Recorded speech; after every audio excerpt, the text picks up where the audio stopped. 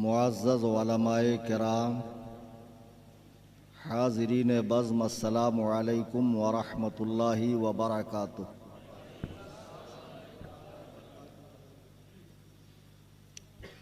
الحمدللہ الحمدللہ الحمدللہ القوی الرحمن والصلاة والسلام علی رسول الیمن والامان وعلى آلہ وصحبہ الذین هم کملۃ الایمان وعلى من تبعهم بإحسان، خصوصاً على إمامنا الأعظم أبي حنيفة النعمان، وعلى غوثنا الأعظم خزائن العرفان، وعلى معجزة الرسول الإمام أحمد رضا خان عليه الرحمة والرضوان۔ أما بعد، قال الله تبارك وتعالى في القرآن المجيد والفرقان الحميد: فأعوذ بالله من الشيطان الرجيم، بسم الله الرحمن الرحيم: وآخرين منهم لما يلحقوا بهم عن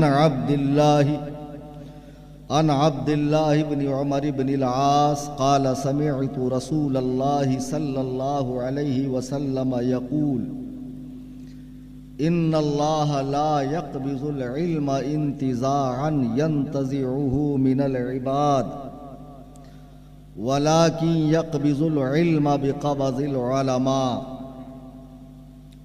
حتى إذا لم يبق عالما اتخذ الناس رؤوسا جهالا فسئلوا فأفتوا بغير علم فضلوا وأضلوا، أو كما قال عليه الصلاة والسلام۔ دوستان گرامی وقار اور اسٹیج پر حاضر ہمارے نہایت واجب الاحترام علماء کرام، آئیے غایت ادب و احترام کے ساتھ ہم اور آپ اپنی لو گنبد خضرا کی جانب لگاتے ہوئے آقائے نامدار مدنی تاجدار خاتم الانبیاء جناب احمد مجتبی محمد مصطفیٰ ارواحنا فدا صلی اللہ تبارک و تعالی علیہ وسلم کی بارگاہ میں ہدیہ درود و سلام پیش کریں۔ اللہم صلی علی۔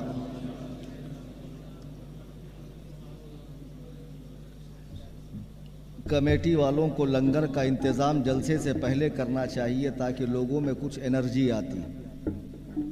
اتنی اچھی تقریر کی مولانا اکبر صاحب نے، بہت ہی عمدہ خطاب، لیکن وہ بیچارے یہ نہیں سمجھ پائے۔ آپ کو تو کرسی توڑ تقریر چاہیے، اسٹیج ہلانے والی چاہیے، مجھے چھوڑ دو، مجھے کہہ لینے دو، اس ٹائپ کے خطیب شاید آپ کو پسند ہے۔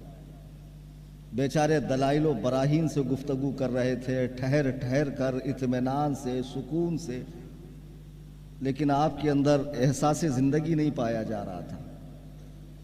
پھر شاعر صاحب نے حضور تاج الشریعہ کا کلام پڑھا تو کچھ لوگوں کے اندر جو ہے انرجی پیدا ہوئی۔ مولانا عثمان صاحب نے بھی اچھا خاصا خطاب ہی کر لیا، نقابت کیا کی، انہوں نے خطاب ہی کر لیا۔ مولانا جاوید القادری صاحب کی عزائم، مفتی جاوید صاحب کی عزائم اور ان کے منصوبے کیا کیا ہیں بتائے، لیکن میں دیکھ رہا ہوں کہ آپ لوگوں کے اندر ذرا سا بھی جو ہے نا ہلچل نہیں ہے۔ ایسا لگ ہی نہیں رہا ہے کہ آپ تقریر سننے کے غرض سے آئے ہیں۔ جس انداز سے آپ بیٹھے ہوئے ہیں تو یقین جانیے کہ آپ کی نحوستیں اگر اسٹیج تک آ گئی تو ہم لوگوں کو بھی نیند آنے لگے گی۔ آپ اس دینی جلسے میں آئے ہیں تو موقع بموقع بولتے بھی رہیے سبحان اللہ، ماشاء اللہ۔ نہیں، جب میں نے سلام کیا تو آگے کے چند لوگوں نے جواب دیا، باقی لوگوں سے کیا میری دشمنی ہے؟ میں نے درود پاک پڑھنے کے لیے کہا تو چند لوگوں نے اپنے لبہائے ناز کو حرکت دی، باقی سب سمم بکمم بیٹھے ہوئے تھے۔ ایسا مت کیجئے، جلسہ کرنے والا کتنی محنت کرتا ہے، اس کی کتنی راتیں خراب ہوتی ہے، اس کی کتنی انرجی خرچہ ہوتی ہے، وہ کہاں کہاں جا کر لوگوں سے سوال کرتا، آپ کو احساس تک نہیں ہے۔ آپ تو بس آئے، کرسی پہ بیٹھے، اطمینان سے تقریر سنی، چل دیے گھر پر۔ اس جلسے کو کرنے کے لیے بڑی محنت لگتی ہے۔ خدا را ان کی محنتوں کو برباد مت کیجئے۔ اس انداز سے بیٹھیے، اس انداز سے سنیے کہ خطیب ہو، شاعر ہو، نقیب ہو، جو بھی ہو، ان کو ایسا لگے کہ واقعی میں آپ حضرات اس سلسلے میں بہت حساس ہیں۔ تو انشاءاللہ پوری زندگی کا ثبوت دیتے ہوئے سنیں گے آپ لوگ۔ بتاؤ پیچھے والوں کی مٹی کچھ الگ ہے کیا بھائی؟ ہاں ڈانٹ کے نہیں، ایک دم آرام سے، ہاں سافٹ، نہیں تو میں بھی بہت جلالی بابا ہوں اور کرسی پیچھے سے بہت ویک ہے، کہیں ایسا نہ ہو ٹوٹ جائے۔ آج کا جو یہ عظیم الشان اجلاس ہے، اچھا اب آپ حضرات یوں کریں کہ زحمت فرما کے تھوڑا سا آگے آ جائیں تاکہ پیچھے والوں کو موقع ملے، اور یہ بیچ والا بھی پر کر دیجیے، یہ تفرقہ مٹا دیجیے۔ ہاں ماشاءاللہ، مطلب آپ لوگ غور سے بات سن رہے تھے اور میں سمجھ رہا ہوں کہ آپ لوگ سو رہے ہیں۔ بتائیے کتنی سنجیدگی سے آپ لوگ سن رہے تھے۔ ماشاءاللہ ماشاءاللہ۔ تو بآواز بلند درود پاک پڑھیں، اللہم صلی اللہ۔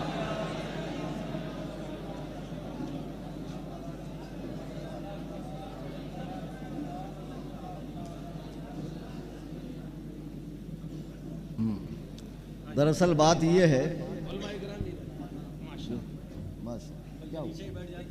کیوں نیچے بیٹھے گے؟ ارے نہیں یار، کیوں ایسے؟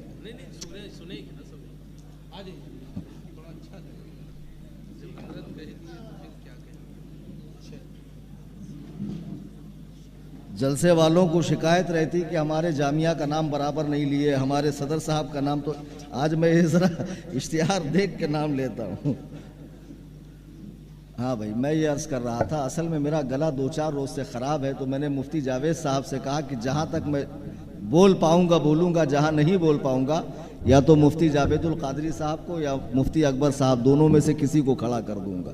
آپ دعا کریں کہ گلا ساتھ دے اور میں اپنی بات آپ تک رکھوں۔ آج کا یہ جو عظیم الشان اجلاس ہے، آپ کے علاقے کے جانے مانے اور مشہور و معروف ادارے جامعہ قادریہ رضویہ کا 4تھا سالانہ جلسہ دستار بندی ہے، سمجھے؟ یعنی 10 تاریں بچے کو باندھی جائیں گی اور 10 کے 10 انشاءاللہ ایکٹیو رہیں گی اس کے، سمجھے؟ ایک بھی کم نہیں رہیں گے۔ اور اسی جلسہ دستار بندی کے موقع سے امام الائمہ کانفرنس بھی رکھی گئی ہے۔ جامعہ قادریہ رضویہ رودرور ضلع نظام آباد تلنگانہ کا یہ جلسہ پاک ہے۔ اس مدرسے کی نئی عمارت کی جو بنیاد ہے وہ شہزادہ حضور تاج الشریعہ قاضی القضات فی الہند حضور قائد ملت مفتی اسجد رضا خان قبلہ دامت برکاتہم العالیہ نے اپنے مقدس ہاتھوں سے رکھی ہے۔ اب ہمارے قائد نے جس مدرسے کی بنیاد رکھی ہے، یہ ہمارا فرض ہے کہ اسے پائے تکمیل تک پہنچائیں، چلائیں، اور علاقے کا نام، مدرسے کا نام پورے علاقے میں ہو، پورے چھیتر میں ہو، پورے ریاست کے اندر ہونا چاہیے انشاءاللہ الرحمن۔ تو اس جلسہ دستار بندی کے موقع پہ چونکہ آج 13 فروری کو 2 شعبان المعظم ہے اور دنیائے اسلام کی ایک ایسی عظیم ہستی کا عرس پاک ہے کہ اسلام کی عمارت جن پلروں پہ کھڑی ہوئی ہے اس میں سے سب سے مضبوط پلر اور سب سے بڑے پلر کا نام ہے امام اعظم ابو حنیفہ رضی اللہ عنہ۔ آج سرکار امام اعظم ابو حنیفہ کا 1295 سالہ عرس پاک بھی ہے۔ 4 امام ہے اور مدرسے کا 4تھا سالانہ جلسہ ہے۔ یہ امت کے وہ 4 امام ہیں جن کی 13 صدیوں سے امت تقلید کرتی آ رہی ہے۔ بیٹا سبحان اللہ کہ جب موقع آئے گا تبھی سبحان اللہ بولو، پہلے سن تو لے، میری بات نکلتی بھی نہیں کہ سبحان اللہ، تو وہ آدھی دب جاتی ہے نا، پھر آدھے لوگ نہیں سمجھ پاتے۔ وہ کون اگاؤ ہے، جب بات پوری ہو تب بولو۔ تو میں یہ عرض کر رہا تھا کہ امت کے 4 امام ہیں جس پر پوری امت نے اجماع کر لیا کہ ان 4 میں سے کسی ایک کی دین سمجھنے کے لیے پیروی کرنی ہے۔ وہ 4 امام: امام اعظم ابو حنیفہ، پھر ان کے شاگرد امام مالک بن انس رحمہ اللہ، پھر ان کے شاگرد امام شافعی رحمہ اللہ، پھر ان کے شاگرد امام احمد بن حنبل رحمہ اللہ۔ ان 4 پر پوری امت کا اجماع ہو گیا کہ یہ 4 اسکول ہیں، یہ 4 مذاہب ہیں، یہ 4 مسالک ہیں، یہ 4 اہل سنت و جماعت کے مذہب ہیں فقہ کے، ان میں سے کسی ایک کو فالو کرنا ہے، اور جس کو فالو کیا پوری زندگی اسی کی اطاعت کرنی ہے، پھر دوسرے امام کی طرف رخ نہیں کرنا ہے۔ یہ 4 حق ہیں، اور اہل سنت وہی ہے جو ان میں سے کسی ایک کی پیروی کرے۔ اب امت نے جب تقلید شخصی کا سلسلہ شروع ہوا، امام معین کی تقلید کا، تو یقین جانیے 4 اماموں میں سے سب سے زیادہ حصہ، جس کے سب سے بڑا مقلدین کا حصہ جن کے حصے میں آیا، وہ امام اعظم کی ذات ہے کہ امت کا 80% حصہ آپ کی تقلید پر جمع ہوا۔ اور امام اعظم کے مقلدوں میں بڑے بڑے اولیاء، محدثین، شارحین، صوفیاء، حضور غریب نواز رحمت اللہ علیہ، حضرت داتا گنج بخش، حضرت نظام الدین اولیاء، بختیار کاکی رحمت اللہ علیہ، اعلیٰ حضرت امام اہل سنت، بڑے بڑے مجددین، اولیاء، اقطاب، اغواس امام اعظم کے مقلدوں میں اور غلاموں میں ہیں۔ جی ہاں، وہ امام اعظم ابو حنیفہ کی ذات ہے، اور پھر ان کے علاوہ بقیہ 3 امام کے مقلدین بھی دنیا بھر میں پائے جاتے ہیں، لیکن آج ہمارے امام اعظم ابو حنیفہ کا عرس ہے۔ میں بڑے افسوس کے ساتھ کہنا چاہتا ہوں کہ آج کا یہ دن چلا گیا، پوری دنیا سنیت پہ آپ نگاہ ڈالیں، کتنی جگہ امام اعظم سے منسوب جلسے ہوئے، کتنی تحریکیں اہل سنت و جماعت میں امام اعظم کے نام سے منسوب ہے، کتنی تنظیمیں امام اعظم کے نام سے ہے، کتنے مدارس ہیں، کتنے جامعات ہیں، کتنے مکاتب ہیں، بلکہ یوں سمجھ لیجئے کہ تاریخ آتی ہے چلی جاتی ہے، چند لوگوں کے سوا اور کسی کو احساس نہیں ہوتا ہے۔ امام اعظم کی جانب سے تغافل کا یہ عالم ہے کہ ایک جگہ میں تقریر کرنے گیا اورنگ آباد میں، امام اعظم کی جب میں نے سیرت بیان کی تو تقریر کے بعد ایک بوڑھا مجھے کہتا ہے یہ کون سے نئے ولی ہے، آج پہلی بار ان کا نام میں نے سنا ہے، میں نے تو آج تک صرف غوث پاک، غریب نواز اور اعلیٰ حضرت ہی کا نام سنا ہے۔ جبکہ آپ یقین جانیے امام اعظم ابو حنیفہ ہمارے لیے اتنے ضروری ہے جیسے کھانے میں نمک، اس سے بھی زیادہ ہمارے دین کے لیے امام اعظم ابو حنیفہ ضروری ہے۔ یہ جتنے علماء یہاں بیٹھے ہیں، جب آپ ان سے کوئی دینی مسئلہ پوچھتے ہیں تو یہ کس کی فقہ کا مسئلہ بتاتے ہیں؟ امام اعظم ابو حنیفہ کی فقہ کا مسئلہ بتاتے ہیں۔ امام اعظم ابو حنیفہ کی فقہ کے اوپر ہی اعلیٰ حضرت نے 30 جلدوں میں فتاوی رضویہ لکھی ہے۔ یہ بہار شریعت بھی اسی فقہ کی کتابیں ہیں، اسی فقہ کی کتاب ہے۔ یہ جتنے علماء مدرسے میں 8 سال پڑھ کر آئے ہیں، یہ اسی فقہ کو پڑھ کر عالم بنے ہیں۔ مجھے بتاؤ، جس نے دین کو سب سے پہلے مدون کیا ہے، کتابی شکل میں لایا ہے اور امت پر قیامت تک کے لیے احسان کیا ہے، اس کے عرس کے وقت اس سے تغافل برتنا، اس کی یاد نہ منانا۔ ایک صاحب نے مجھے میسج کیا، مفتی جاوید صاحب کو میں نے دکھایا کہ کل میں نے اپنے گھر پہ امام اعظم کی محفل رکھی تو مقرر صاحب نے آ کر کسی اور اللہ کے ولی کے شان میں پوری تقریر کر ڈالی۔ تو میں نے ان سے پوچھا کم سے کم آج تو امام اعظم کا تذکرہ کرتے، تو انہوں نے کہا بر وقت ان کے واقعات مجھے مستحضر نہیں ہے۔ افسوس، آپ منصب امامت پر ہیں، آپ کو نہیں معلوم وضو سے لے کے، غسل سے لے کے، نماز سے لے کے، نکاح، طلاق، بیع، شفا، حج و زیارت، زندگی کے شعبوں میں جتنے مسائل آتے ہیں، ہر جگہ آپ کو امام اعظم ابو حنیفہ کی ضرورت ہے۔ کون ہے امام اعظم ابو حنیفہ؟ ابھی میں نے قرآن کریم سورہ جمعہ کی آیت نمبر 3 پڑھی کہ اللہ تعالیٰ ارشاد فرماتا ہے هُوَ الَّذِي بَعَثَ فِي الْأُمِّيِّينَ رَسُولًا مِّنْهُمْ يَتْلُو عَلَيْهِمْ آيَاتِهِ کہ اللہ نے اس رسول کو ان پڑھوں میں بھیجا۔ بھیجنے والا کون؟ اللہ۔ اپنے موجودگی کا احساس دلاتے رہیں۔ بھیجنے والا خدا وہ رسول جس نے ان پڑھوں میں اس رسول کو وہ خدا جس نے ان پڑھوں میں اس رسول کو بھیجا جو ان پر اس کی آیتوں کو پڑھتا ہے وَيُعَلِّمُهُمُ الْكِتَابَ وَالْحِكْمَةَ ان کا تزکیہ کرتا ہے، انہیں کتاب و حکمت کا علم عطا کرتا ہے۔ بھیجنے والا خدا، آنے والے مصطفیٰ، ٹریننگ کس کی ہو رہی ہے؟ حضرات صحابہ کے مقدس جماعت کی وحی الہی کی روشنی میں صحابہ کو تربیت دی جا رہی ہے، یعنی بھیجنے والا خدا، لانے والے مصطفیٰ، اور مصطفیٰ نے جب صحابہ کو سکھایا تو پوری دنیا میں صحابہ نے اس دین کو پھیلایا۔ آگے اللہ ارشاد فرما رہا ہے وَآخَرِينَ مِنْهُمْ لَمَّا يَلْحَقُوا بِهِمْ کہ نبی سے وہ لوگ بھی دین سیکھیں گے جو ابھی ان سے آ کر ملے نہیں۔ جب یہ آیت کریمہ اتری، صحیح بخاری کی حدیث ہے کہ صحابہ نے حضور سے پوچھا اور 3 مرتبہ پوچھا کہ اللہ کے رسول وہ کون لوگ ہیں؟ یہ تو سمجھ میں آیا کہ خدا نے آپ کو بھیجا اور آپ نے ہم جیسے جاہلوں کو، ان پڑھوں کو، گواروں کو بہترین جماعت بنا کر تیار کیا، لیکن وہ آخرین منہم لما یلحقوا بہم کہ یہ جو رب فرما رہا ہے کہ وہ جو ابھی ان سے ملے نہیں، نبی ان کی بھی تعلیم و تربیت فرماتے ہیں، وہ کون ہے؟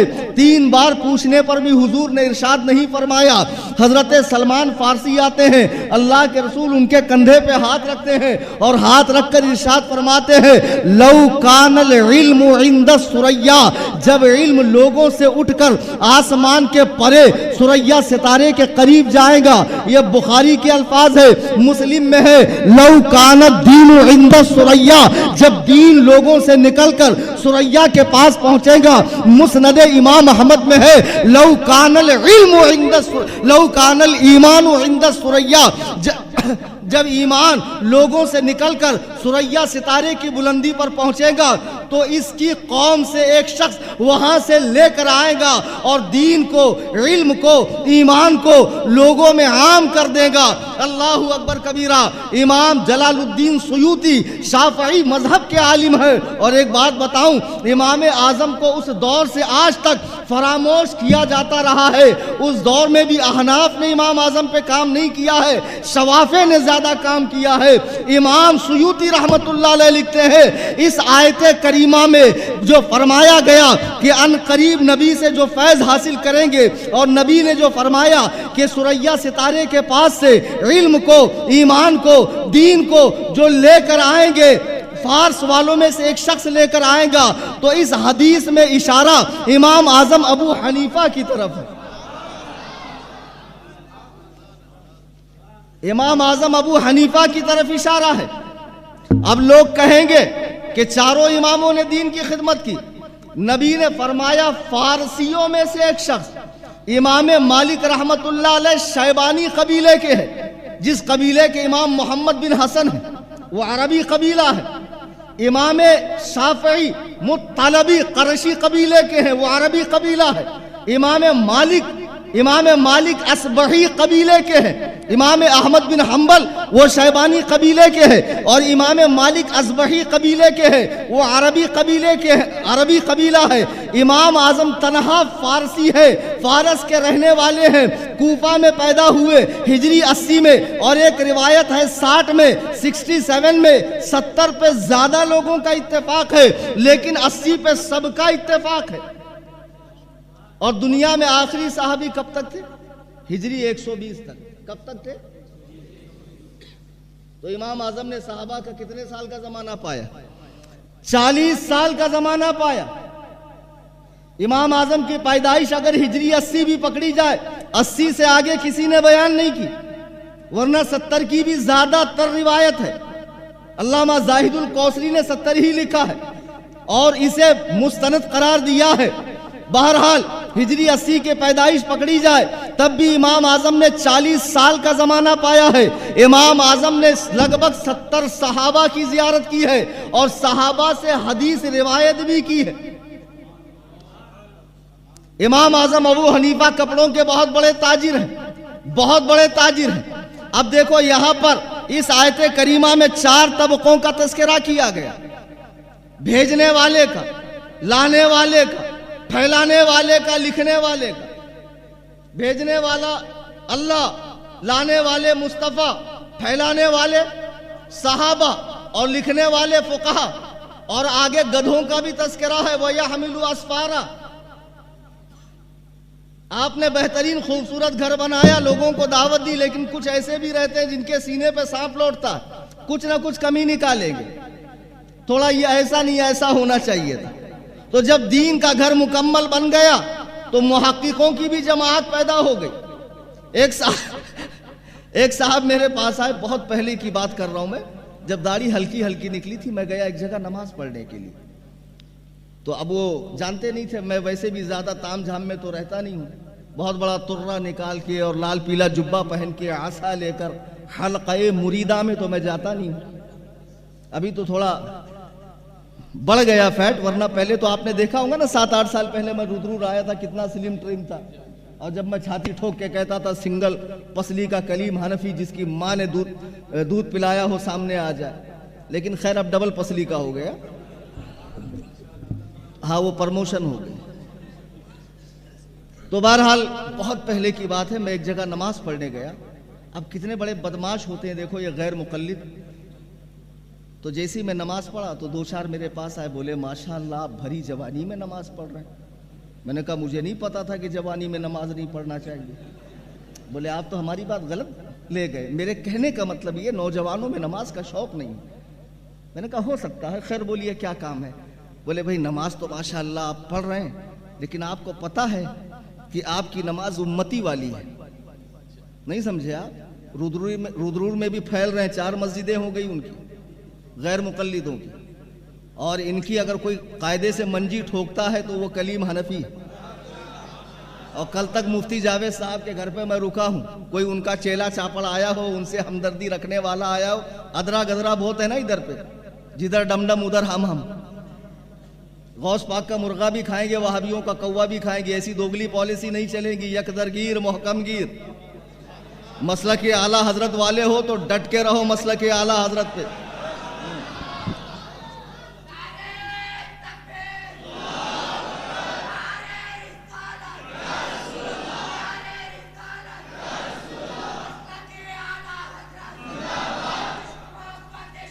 بہرحال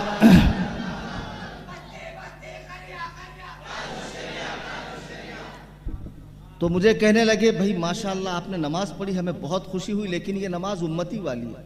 تو میں نے کہا آپ کو غلط فہمی ہو گئی، میں نبی نہیں ہوں، میں امتی ہی ہوں۔ بولے نہیں آپ سمجھے نہیں، یہ نماز نبی والی نماز نہیں، یہ نماز ابو حنیفہ والی نماز ہے۔ تو میں نے کہا ٹھیک ہے آپ مجھے نبی والی نماز سکھا دیں۔ تو بولے آپ بات سمجھے نہیں، یہ نماز کوفہ والی نماز ہے۔ میں نے کہا اچھا علاقے کی بھی نماز ہوتی ہے کیا؟ بولے یہ مکہ مدینے والی نماز نہیں ہے، کوفہ والی نماز ہے۔ تو میں نے کہا ایک کام کرو، میں کرلا میں رہتا ہوں، مجھے کرلا والی نماز سکھا دو۔ ان سے سیدھے منہ کبھی بات نہیں کرنا، میں جانتا ہوں ان کا مبلغ علم کیا ہے۔ یہ جو اسلام 360 ایپ جب سے نکلا ہے نا، پورا اسی پہ ان کا آدھار ہے، اسی پہ یہ پورے ٹکے ہوئے ہیں۔ میں ایک بات کہتا ہوں، بڑی پتے کی کہتا ہوں، صرف میں ہی کہتا ہوں، خدا کی قسم اگر ایک دن کے لیے انٹرنیٹ بند ہو جائے نا، جتنے گوگل کے مقلدین ہیں سب کے سب یتیم ہو جائیں۔ ان کا پورا مبلغ علم گوگل کے اوپر ہے۔ اسلام 360 ہے، یہ موبائل کا جو آلہ ہے یہ آپ کی دنیاوی ضرورتیں پورا کرنے کے لیے، دین سمجھنے کے لیے تھوڑی ہے۔ موبائل سے دین سمجھو گے خدا کی قسم بیڑا غرق ہو جائے گا تمہارا۔ جی ہاں، اس پہ 1000 طرح کے فتنے بیٹھے ہوئے، 1000 طرح کے فتنے، الہی خیر گردانی۔ تو بہرحال جب وہ بہت پریشان ہوئے، وہ سمجھے کہ اب یہاں تو بات بننے والی نہیں، بولے مولانا دراصل بات یہ ہے کہ آپ جو نماز پڑھ رہے ہیں یہ نماز درست نہیں ہے، یہ نماز رسول نہیں ہے۔ تو میں نے کہا مجھے آپ نماز رسول بتا دو، لیکن یاد۔ تو بولے ہاں بتاتے ہیں، آئیے۔ تو رفع دین کی حدیث کھولی، تو میں نے کہا پوری نماز میں صرف رفع دین ہے؟ شروع سے لے کے آخر تک مجھے پوری نماز تم سیاہ ستہ سے دکھا دو، ہاتھ باندھنے سے سلام پھیرنے تک۔ جس دن تم نے ساری نماز مجھے سیاہ ستہ سے دکھا دی، سب سے پہلے میں بباغِ دہل اعلان کروں گا کہ میں تمہارے مذہب کو قبول کرتا ہوں۔ خدا کی قسم قیامت تو آ سکتی ہے، لیکن غیر مقلد سوائے چند مسئلوں کے پوری نماز کبھی بھی احادیث سے دکھا نہیں سکتا قربان جائیے امام اعظم ابو حنیفہ پر کہ جنہوں نے آپ کو حدیث و قرآن سے 12,93,000 مسائل نکال کر سبحان اللہ. 12,93,000 مسائل. یہ امام ابو حنیفہ ہی کا فیضان ہے کہ یہ علماء بیٹھے ہیں, یہ مدرسے چل رہے ہیں, یہ مسجدیں آباد ہیں. آپ جو نماز پڑھ رہے ہو, آج جو اسلام کی بہاریں ہیں, یہ امام اعظم ابو حنیفہ کا فیضان ہے. خدا کی قسم یہ اتنے بڑے بدماش ہیں, نمازی کسی کو بنائیں گے نہیں, لیکن کوئی نماز پڑھ رہا ہو تو اس کو انگلی برابر کریں گے اور پھر کہیں گے مولانا وہ معصوم تو نہیں تھے. تو معصوم ہے دلندر؟ بے شک وہ معصوم نہیں تھے لیکن مجتہد تھے. دھتورے تو کیا ہے؟ آج 14 صدیاں گزرنے کے بعد یہ جوکر نائک کا فالوور انٹرنیٹ سے دین سیکھنے والا کہتا ابو حنیفہ کی فقہ میں فلاں مسئلہ غلط ہے, فلاں مسئلہ غلط ہے. ایک بہت تنگ کپڑوں میں میرے پاس آیا, مجھے اس کے کپڑے دیکھ کر اس کے حال پر رحم آ رہا تھا کہ کب اس کی پینٹ ٹر بولیں گی اور کب اس کی گلاب و شریف نظر آئیں گی. میں نے کہا بیٹا قاعدے سے بیٹھو. بولے مولانا آپ سے مناظرہ کرنا ہے. ہم نے کہا ضرور کرو مناظرہ ہم سے. کہے پہ کرو گے؟ بولے ہدایہ پہ کریں گے. میں نے کہا بے گدہ الذی خردماغ بیدال کے بودم چوکت گھامل اقبس الناس نطفہ ناطقی خارج البشر والآدمیہ والانسانیہ والحیوانیہ مجہول مطلق جہل مرکب. وہ ہدایہ نہیں ہدایہ ہے. ارے نام تو پہلے لینا سیکھ. مناظرہ کریں گے. ابھی ایک بابا صاحب مجھے بولے مجھے فون پہ بہت زور سے مناظرہ آیا. میں نے آیا تو کہا جا کے باتھ روم میں کر لے, اتنے زور سے آیا ہے. لوگوں کو بہت مناظرہ ہو رہا آج کل. آؤ بیٹے میں ہوں کل تک دوپہر تک ہوں. ہے رودرور میں کوئی غیر مقلد اہل حدیث انگریز کی حرامی اولاد جو کہتا ہے ابو حنیفہ کو 3 حدیثیں یاد تھی؟ ابے 3 حدیث یاد تھی تو 1300 سال تک ابو حنیفہ نے نکلنے نہیں دیا. 14ویں صدی میں انگریز کے دور میں نکلے. سوچ اگر ابو حنیفہ کو 4 حدیث یاد ہوتی تو قیامت تک حرامی تم پیدا ہی نہیں ہوتے. ابو حنیفہ کو اگر 4 حدیثیں یاد ہوتی تو قیامت تک پیدا ہی نہیں ہوتا. جس کو 3 حدیثیں یاد تھی وہ پورا دین سکھا کر گیا. سوچو تو ذرا 12,93,000 مسائل نکالے ہیں. تم کیا سمجھ رہے ہو امام اعظم ابو حنیفہ سے؟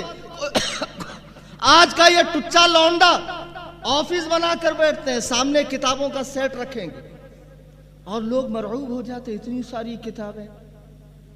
ارے قرآن نے خود کہا ہے گدھے پہ کتاب رکھ دو تو وہ عالم نہیں بنتا, اس کا کام صرف ڈھونا ہے. یہ رعاب جھاڑتے ہیں, پھر نئے نئے بچوں کو پکڑ کے لے کے آئیں گے. آپ نماز پڑھتے ہیں بہت اچھی بات ہے, لیکن یہ حنفی نماز ہے, کوفہ والی نماز ہے, رسول اللہ والی نماز نہیں ہے. رسول اللہ والی نماز تو یہ ہے کہ آپ رفع یدین کرتے تھے. میں رودرور کے غیر مقلدوں کو کہتا ہوں خدا کی قسم تم ایک حدیث رفع یدین کی لے کر آؤ, تم جو انعام مانگو گے میں دوں گا, بلکہ تمہارے وزن کے برابر تمہیں سعودی ریال میں تول دوں گا جس پہ تم رال ٹپکاتے ہو. ایک حدیث رفع یدین کی صحیح صریح مرفوع غیر معارض قیامت کی صبح تک لے کرو, ایک بھی حدیث نہیں ہے رفع یدین کی.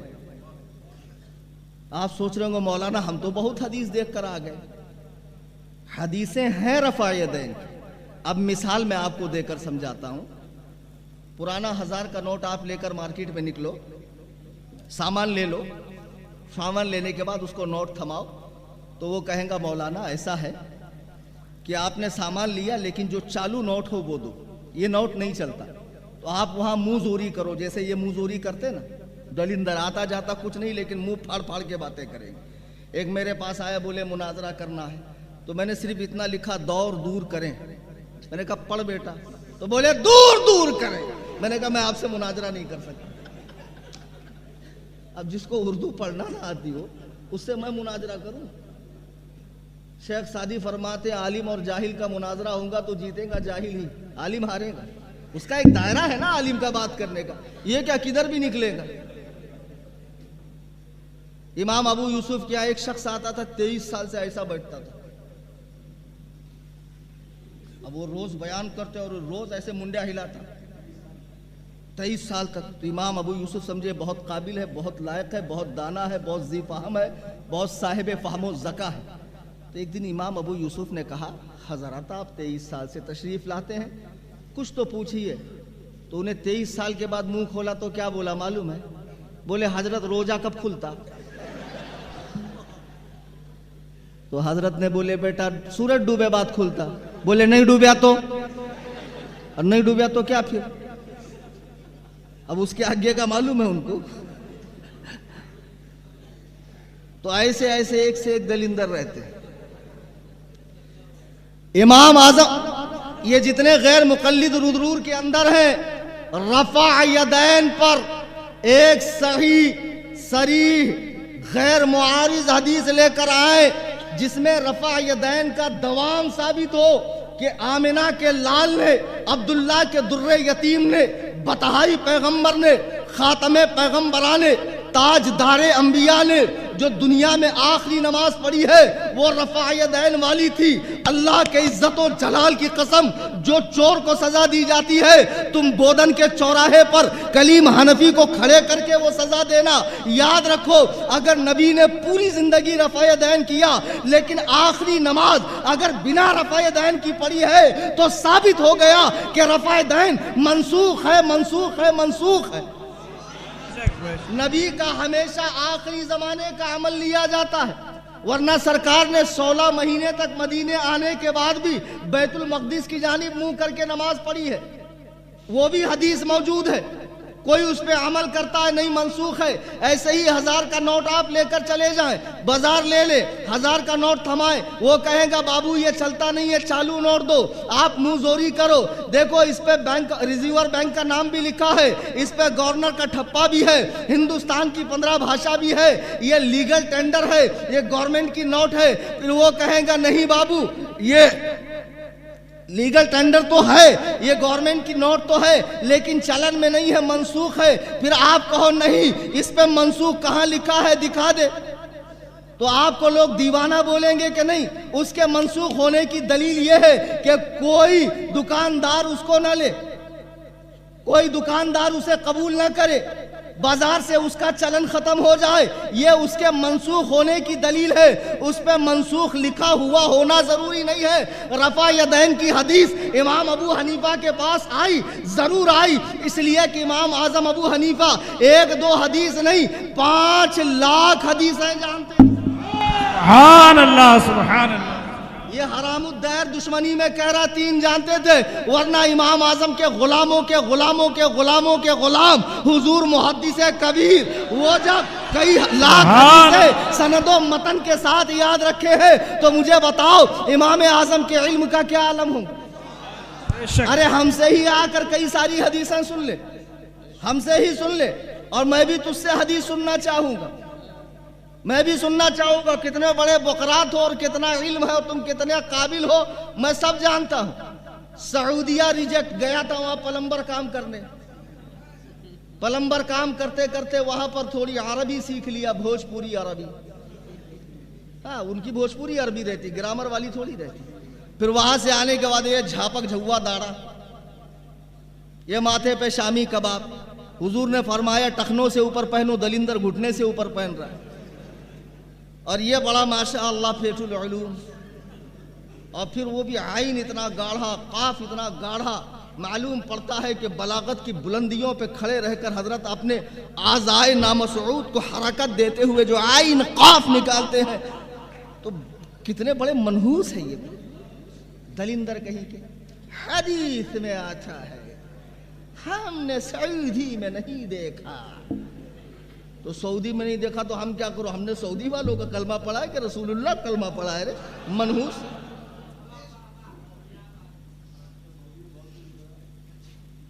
बता, हमारे एक अच्छा पान पट्टी वाला था, सुन्नी था, पता नहीं क्या उसकी किस्मत फूटी, सऊदी चला गया।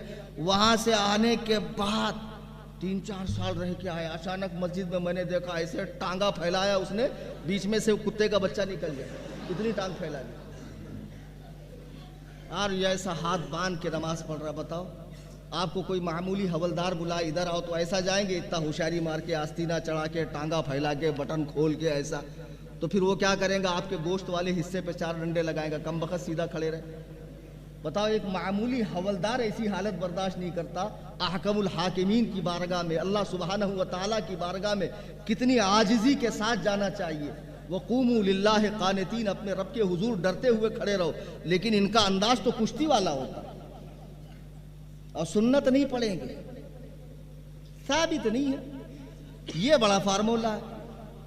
اب لوگ بھی جب سوچتے ہیں کہ جب ثابت نہیں تو خاموخواہ میں تکلیف اٹھاؤں کیوں؟ ایک عورت تھی بیچاری کو ایسا چھاتی میں درد ہوا، گئی ڈاکٹر کے پاس، وہ ڈاکٹر بھی ذرا بیچ میں سے ہی شارٹ کٹ میں سے ڈاکٹر بنا ہوا تھا، جیسے ہمارے علاقے میں پھکنی کے فاتحہ مول صاحب ہیں، گونڈی کام کرتے کرتے امام صاحب بن گئے، سمجھے؟ کھیت میں ہل چلاتے چلاتے لوگ پکڑ کے لائے، حضرت کوئی نہیں ہے چلو نماز پڑھا، تو یہ حضرت جو ہے امام صاحب بن گئے۔ اب تو ماشاءاللہ باقاعدہ بچے جا رہے ہیں، یو پی بہار سے پڑھ کر آ رہے ہیں، قابل بن رہے ہیں، لیکن پہلے ذرا پھکنی کے فاتحہ والے مول صاحب تھے، گھر پہ آ کے فاتحہ پڑھایا تو 50 روپے، اور سستے میں کام کرنا تو لا پھکنی میں پھک کے دیتا ہوں، لے جا کے کھانے پہ چھوڑ دے۔ وہ پھکنی کی فاتحہ والے مول صاحب ہیں۔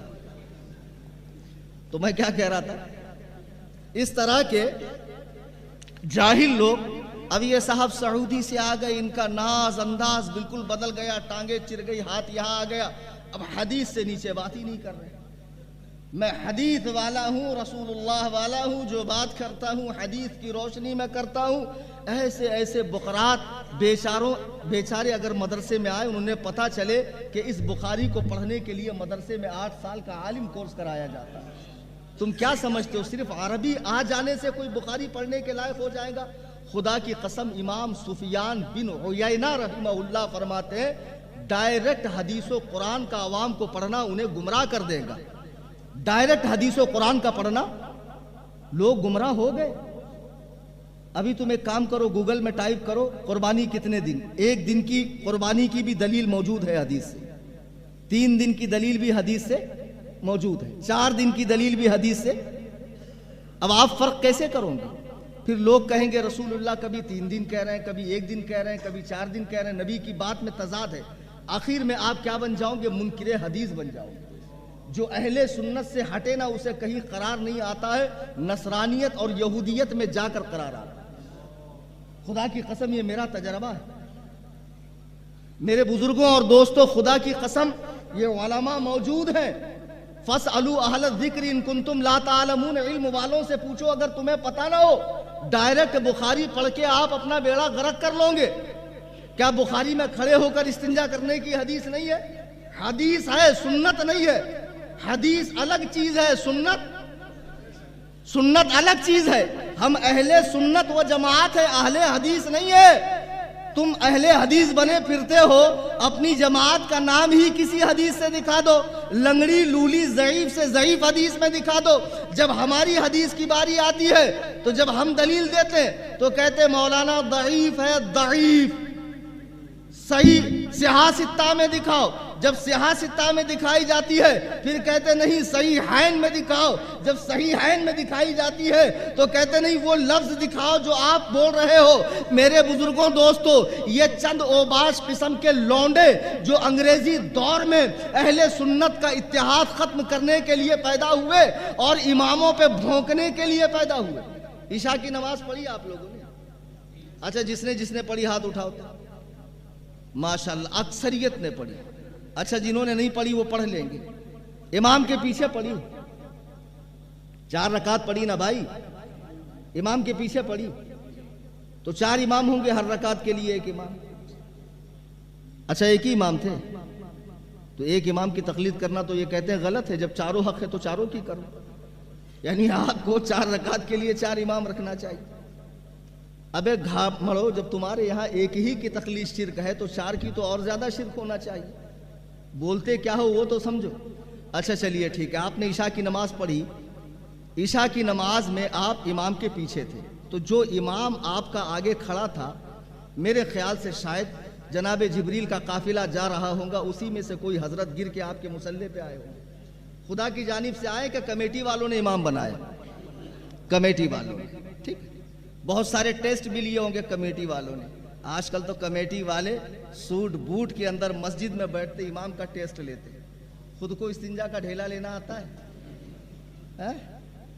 دلندرو اپنی اوقات میں رہو، یہی آثار قیامت ہے کہ جاہل عالم کا ٹیسٹ لیں گے۔ ایک بہت بڑے بقرات ہے، میں نام نہیں لوں گا، مفتی جاوید صاحب معلوم ہے، میرے فراغت کے بعد جب بہت غربت کا زمانہ تھا اور میں امامت کی تلاش میں ان کے پاس آیا تو مجھ سے پوچھتے ہیں فتاوی رضویہ کتنی جلدوں میں؟ یہ مفتی اکبر صاحب بھی سمجھ گئے، تیرے پاس صرف پیسہ ہے، علم سے محروم، تو مجھے پوچھ رہا کتنے جلدوں میں؟ میں نے کہا دیکھو 12 میں تھی، 30 میں بھی ہے، آگے جا کے 100 جلدوں میں بھی ہو جائے گی، تو اس سے میری سنیت کا کیا لینا دینا؟ کل کو کوئی موبائل اپلیکیشن میں ایک ہی جلد میں 300 جلد ڈال دے گا، تو اگر میں نہ بتا پاؤں کتنے جلدوں میں تو میں سنی نہیں ہوں۔ ایسے ایسے جاہل لوگ اماموں کا ٹیسٹ لیتے ہیں۔ بہرحال اماموں کا ٹیسٹ مت لیجیے، علماء کو کہیے کہ حضرت آپ ان عالم صاحب کو دیکھیے، ایمان و عقیدے کے لحاظ سے، قرت کے لحاظ سے، مسائل نماز کے لحاظ سے صحیح ہے یا نہیں۔ جاہلوں کا حق نہیں ہے کہ وہ اماموں کا ٹیسٹ لے۔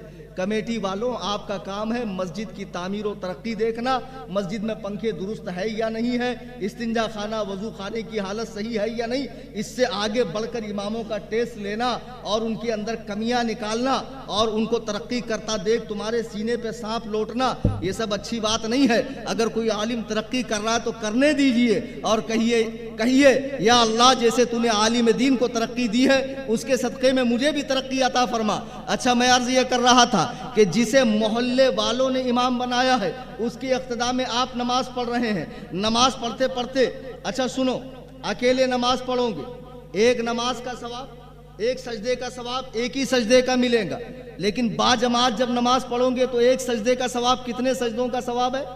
27 سجدوں کا۔ اچھا، یہی نماز اگر آپ جامع مسجد میں پڑھو گے، جامع مسجد میں، تو وہاں کتنے سجدوں کا ثواب ہے؟ 500 سجدوں کا۔ کتنے؟ 500 سجدے کا۔ اچھا، وہ جو جامع مسجد کا کمیٹی کا بنایا ہوا امام ہے، آسمان سے نہیں آیا ہے، آپ اس کے پیچھے کھڑے ہیں، امام صاحب رکوع میں، اچانک آپ کو قرآن کی آیت یاد آ گئی فاستبقوا الخیرات، نیکیوں میں آگے بڑھو، تو آپ سیدھا سجدے میں چلے جاؤ، امام رکوع میں ہے، آپ کو 1000 سجدے کا ثواب ملے گا کہ نہیں ملے گا؟ میں تقریر تمہارے لیے کر رہا ہوں، علماء کو سارے مسئلے معلوم ہے، علماء سے خطاب ہی نہیں ہے میرا۔ کیوں نہیں ملے گا؟ قرآن کی آیت ہے فاستبقوا الخیرات، نیکیوں میں آگے بڑھو، آگے بڑھ گیا نا۔ وہ کہہ رہے امام کے پیچھے پڑھو، یہ کہہ رہے امام کے آگے مت بڑھو۔ پیچھے پڑھو مطلب ویسا پیچھے مت پڑھو، کہاں جا رہا، کہاں آ رہا، کس کے یہاں کھا رہا، کس کے ساتھ بیٹھ رہا، ہمارے یہاں کیوں نہیں آ رہا، ہم نے بلائے تھے تو برابر نہیں آئے تھے امام صاحب اور اس کے وہاں تو برابر گئے، ایسے عورتہ چالے مت کرتے جاؤ۔ امام کے پیچھے اس طرح مت پڑھو، پیچھے نماز پڑھو امام، پیچھے اس امام کے مطلب کیا؟ پیچھے سے لگے رہو۔ امام سے آگے جانے کی بہت خواہش ہے تو ایک کام کرو، مر جاؤ، مرنے کے بعد ہی تم امام کے آگے رہو گے، اس سے پہلے نہیں رہ سکتے، مگر افسوس کہ اس وقت دیکھنے کے لیے تم نہیں رہو گے کہ میں آگے ہوں۔ اچھا، بہرحال اب کوئی سجدے میں چلا گیا تو اللہ کے نبی فرماتے ہیں امام پہ سبقت کرنے والا کل قیامت کے دن گدھے کی شکل میں اٹھایا جائے گا۔ ذرا غور کریں، درود پاک پڑھیں، اللہم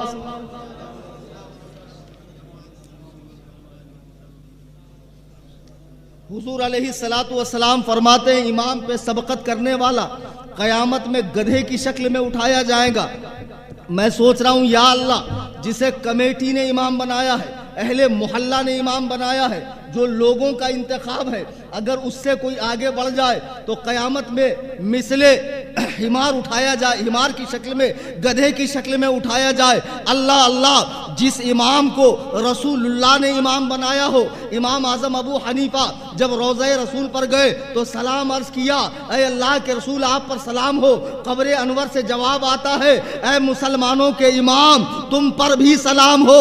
ذرا سوچو، جسے رسول اللہ نے امام بنایا ہو اس کی مخالفت کرنے والے کا حال کیا ہوگا؟ اندازہ کرو اس کی مخالفت کرنے والے کا حال کیا ہوگا۔ حضرت داتا گنج بخش علی ہجویری رحمہ اللہ فرماتے ہیں میں حضرت بلال کی قبر پہ بھوک کی حالت میں سو گیا، میں نے خواب دیکھا کہ سرکار تشریف لا رہے ہیں اور آپ کی گود میں ایک بوڑھا بیٹھا ہوا ہے بچے کی طرح۔ میں قریب گیا، میں نے کہا میرے ماں باپ آپ پر قربان، یہ کون ہے؟ اللہ کے رسول نے فرمایا کہ اے عثمان، یہ تیرا اور تیرے ملک والوں کا امام ابو حنیفہ ہے۔ آپ فرماتے ہیں حضور کا امام ابو حنیفہ کو اٹھانا اس بات کی دلیل ہے کہ آپ کے اجتہاد نے خطا نہیں کی ہے، آپ کے مسائل میں خطا نہیں ہے، آپ کے مسائل قرآن و سنت سے قریب ہے، اقرب الی الفہم ہے، اللہ و رسول کے نزدیک صحیح ہے، اس لیے کہ اللہ کے رسول علیہ السلام انہیں اٹھا کر لے کر آ رہے ہیں۔ ذرا غور کیجئے امام اعظم کا مقام کیا ہے۔ آج ٹکے کے جن کو اردو پڑھنی نہیں آتی، اللہ اکبر کبیرہ، عربی عبارت دے دو بغیر زیر زبر والی تو بولیں گے میں چشمہ گھر پہ بھول کے آ گئے، اس وقت میں پڑھنے سے معذور ہوں، لیکن میری تحقیق یہ ہے۔ دلندر تیرے کو کہاں سے لگی رہے تحقیق کی ہوا؟ میری تحقیق یہ ہے۔ اچھا، ارے باپ رے باپ، تیری بھی تحقیق ہے؟ میرا مطالعہ یہ ہے، میں نے جہاں تک پڑھا ہے، مجھے جہاں تک معلوم ہے، کل احادیث جو میری نظر میں ہے، اس طرح کے جملے متکبرانہ جملے ہلاک کرنے والے۔ امام اعظم سے کسی نے پوچھا آپ کو کتنا علم ہے؟ خدا کی قسم میرے امام فرماتے مجھے اتنا بھی علم نہیں ہے کہ میں 2 رکعت نفل نماز صحیح سے پڑھ سکوں۔ حضرت علی کرم اللہ تعالی وجہہ الکریم منبر کوفہ پہ بیٹھے ہوئے، ایک شخص مسئلہ پوچھ رہا، آپ فرماتے ہاں لا ادری، آئے افسوس میں نہیں جانتا۔ دوسرا پوچھا، آپ نے فرمایا میں نہیں جانتا۔ 18 مسائل پوچھے، آپ نے فرمایا میں نہیں جانتا۔ وہ کہتا ہے علی تمہیں منبر پہ بیٹھنے کا حق نہیں ہے۔ مولا کائنات فرماتے اگر میں تیرے مسئلوں کا غلط جواب دیتا تو تیری نظر میں آسمان کی بلندیوں پر ہوتا، لیکن میں نے اپنے آپ کو ہلاک ہونے سے بچا لیا کہ جس مسئلے کا علم نہیں ہے اسے بتانے سے میں نے اپنے آپ کو منع کر دیا، میں نے لا علمی ظاہر کر دی۔ آج یہ ٹچے لوگ خدا کی قسم، نہ جن کے پاس عبادت ہے، نہ تقوی ہے، نہ طہارت ہے، ارے گھر والے جب ضروری بات کرتے تو بولتے ہیں باہر جا کے آ ذرا کام ہے، جب یہ باہر جاتا تب ضروری بات ہوتی ہے۔ جس کو گھر میں اتنی اہمیت نہ ہو، یہ لوگ بڑے بڑے اماموں پر بھونک رہے اور کہتے ہماری تحقیق یہ ہے۔ آتے ہیں دیکھو ابو حنیفہ نے فلاں مسئلہ غلط بیان کیا، فلاں مسئلہ غلط بیان کیا۔ رودرور والو، نظام آباد والو، ناندیڑ والو، گنٹور والو، اچھا ایک بات بتاؤ، یہاں تو زیادہ تر پبلک ناندیڑ سے، نظام آباد سے، گنٹور سے، پتہ نہیں کہاں کہاں سے آئی، تو یہ بودھن والے کدھر ہیں؟ بودھن والے ہاتھ اٹھاؤ تو، اللہ اکبر، 10-12 لوگ۔ آپ کے گاؤں کا جلسہ، اچھا رودرور والے ہاتھ اٹھاؤ تو، غنیمت ہے، وہ 10 تھے یہ 15 ہے، باقی پورا مجمع باہر کا ہے۔ کچھ تو قدر کرو اللہ کے بندوں ان کی محنت کی۔ علاقے والے جب محنت کو سراہیں گے نہیں تو کیسے کام چلے گا؟ آج وہابیت، دیوبندیت، مولائیت، تفضیلیت، رافضیت، شیعیت کے پھیلنے کی وجہ یہ بھی ہے کہ سنی اپنا مال صحیح جگہ خرچ نہیں کر رہا، بدعات والے کاموں پر، اور یہ جتنے اڑیا گڑیا لٹیا چٹیا ٹامک ٹنیا پیر ہے گلی کوچوں میں گھومنے والے، ان پر اپنے مالوں کو برباد کر رہا ہے، ایسے کاموں پہ خرچ کر رہا ہے جہاں خرچ کرنے کی کوئی ضرورت نہیں ہے۔ مدرسے کے لیے 1.5 ایکڑ زمین لی ہے، قائد ملت نے بنیاد رکھی ہے، کیا یہ ہمارا فرض نہیں کہ ہم بہترین جامعہ قائم کریں؟ ساتھ دیں گے یا نہیں؟ آن لائن سننے والوں سے بھی میری گزارش ہے مفتی جاوید صاحب کا ساتھ دیں، یا بہترین دین کا قلعہ بنائے، مذہب حنفیت اور مسلک اعلیٰ حضرت کا مضبوط قلعہ جامعہ قادریہ رضویہ، جس میں انشاءاللہ ایک بہترین مسجد امام اعظم بھی تعمیر ہوگی سبحان اللہ، سبحان اللہ، انشاءاللہ امام اعظم کے نام سے منسوب مسجد ہوگی۔ آپ سب ساتھ دیں۔ میں تو کہتا ہوں جلسے میں جانے سے پہلے جو کچھ لے کر آئے ہیں بس جانے بھر کا کرایہ رکھو، باقی مفتی صاحب کے حوالے کر کے جاؤ، تعمیری کام شروع ہونے والا ہے۔ یہ بندے خدا آج اپنے علاقے میں 10 سال سے محنت کر رہا ہے، ایک مدرسہ بنا نہیں پا رہے۔ وہابیوں کو دیکھو، آپ صرف زمین دیکھ لو، دوسرے دن مسجد کھڑی۔ وہ اپنا پیسہ اپنے باطل مذہب کو پرموٹ کرنے میں جی کھول کے خرچ کرتے ہیں۔ افسوس سنی اپنے مدارس اور مساجد پر دھیان نہیں دے رہا ہے۔ خدارہ مفتی صاحب کا ساتھ دو جامعہ قادریہ بنانے میں۔ میں عرض یہ کر رہا تھا کہ سیدنا امام اعظم ابو حنیفہ کے حوالے سے آج یہ ٹچے لوگ کہتے ہیں ان کا فلاں مسئلہ، امام اعظم کے فقہ کی جو کتابیں ہیں ہدایہ، وقایہ، در مختار وغیرہ وغیرہ، اس میں سے کچھ مسائل نکال کر نوجوانوں کو کہا جاتا ہے دیکھو یہ مسئلہ حدیث کے خلاف ہے، یہ مسئلہ فلاں کے خلاف ہے، فلاں کے خلاف ہے۔ میں تم سے ایک بات پوچھنا چاہتا ہوں، آپ ڈاکٹر کے پاس گئے، ڈاکٹر نے آپ کی نبض دیکھی، نبض دیکھنے کے بعد چٹھی پہ کچھ لکھ دیا، لکھنے کے بعد آپ کو کہا جاؤ دوائی لے لو۔ آپ ایک بات غور کرو کہ ڈاکٹر کے ڈسپنسری میں دوا نہیں ہوتی، صرف وہ تشخیص کرتا ہے اور آپ کے لیے تجویز کرتا ہے۔ 500 روپے لیے آپ میڈیکل آئے، میڈیکل والے نے چٹھی پکڑی، پورے میڈیکل کا طواف کر کے تھیلی بھر کے دوا آپ کے سامنے رکھی، 200 روپے لیے۔ اب آپ کو کم بخت نے 500 روپے لیا، دوا نہیں دیا، اور اس غریب نے بیچارے نے 200 روپے میں تھیلی بھر کے دوا دیا، تو دوبارہ میں اسی سے دوا لوں گا، چلے گا؟ ارے نہیں چلے گا بھائی، کچھ تو کامن سینس کی بات کرو، ہاں بولو نہیں تو نہیں بولو، نہیں تو اٹھ کے جاؤ۔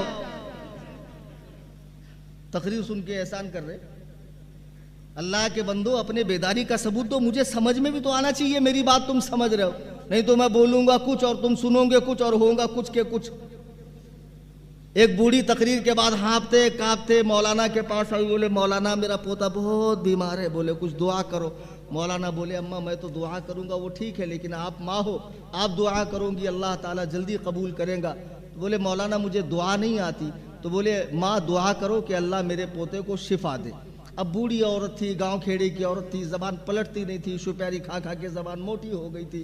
رات بھر انہیں جو ایسا پلو پسار کے اللہ میرے پوتے کو شفا دے، اللہ میرے پوتے کو شفا دے۔ صبح صبح پوتا مر گیا تو لاٹھی لے کر آئی، کم بخت مولانا کیسی الٹی دعا سکھا دیا، میرا پوتا ہی مر گیا۔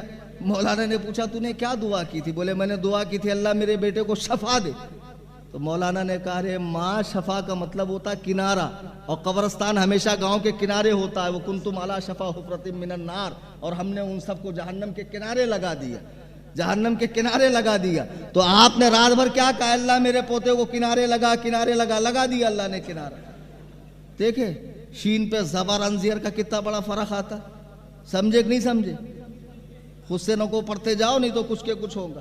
ایک غیر مقلد کو میں نے لکھا دادی اجمیر گئی تو انہیں کیا پڑھا؟ دادی آج مر گئی۔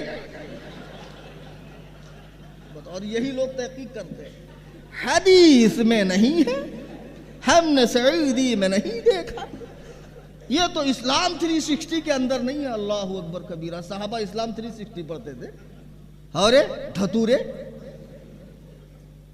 ارے کچھ تو دماغ لگاؤ بیلو، تم کیا بول رہے ہو؟ اصل میں کیا ہے میں آپ کو بتاتا ہوں، ان کو ثابت نہیں ہے، اتنا ایسا کر دیا۔ ایک عورت ایک ڈاکٹر کے پاس گئی، بولی میرے چھاتی میں بہت دکھ رہا، بولے دیکھو کیا تو بھی دل کی بیماری تو نہیں ہے؟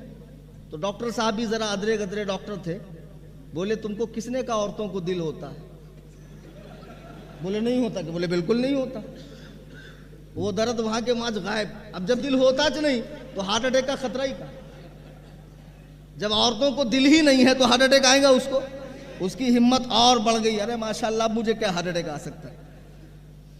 تو اب ایسے ہی یہ غیر مقلدوں نے، دین میں نہیں ہے یہ دعا، یہ سنت، یہ رات بھر نفل پڑھنا، یہ بڑی راتوں کو جاگنا، قبرستان جانا، دہوم کرنا، 40واں کرنا، یہ تمام طرح کی قیودات، پابندیاں، مراسم، اور یہ تمام طرح کے تراویح وغیرہ کے مسائل، آسانی، شارٹ کٹ۔ ابھی رمضان آ رہا نا، آپ جائیں گے نماز پڑھنے 20 رکعت، 500 کی چپل پہن کے مت جانا، بعد میں وہاں پہ 20 روپے کی دکھیں گے آپ کو، کیونکہ 8 والا لے کے بھاگتا ہو۔